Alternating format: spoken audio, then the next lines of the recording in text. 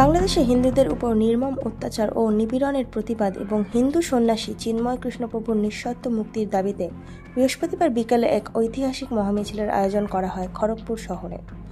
মিছিলের আয়োজন করে বাঙালি হিন্দু সুরক্ষক সমিতির খড়গপুর নগর কমিটি। মিছিলে অংশগ্রহণ করেন সনাতন ধর্মাবলম্বী হাজার হাজার মানুষ। এদিন বিকেল 4টে নাগাদ খড়গপুর কৌশল্যা থেকে মিছিলটি শুরু হয় এবং ইন্দা সংলগ্ন কমলা কেবিন এলাকায় গিয়ে শেষ হয়। মিছিলে অংশগ্রহণকারীরা হাতে বিভিন্ন প্রতিবাদের পোস্টার, ব্যানার এবং ফেস্টুন নিয়ে শোভাযাত্রা করেন।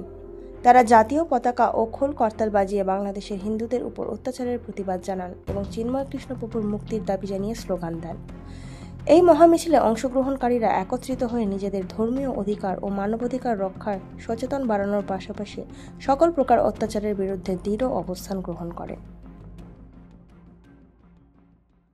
আরও খবরের আপডেট পেতে সাবস্ক্রাইব করুন আমাদের ইউটিউব চ্যানেলটি আর বেল আইকনে ক্লিক করুন নোটিফিকেশনস পেতে।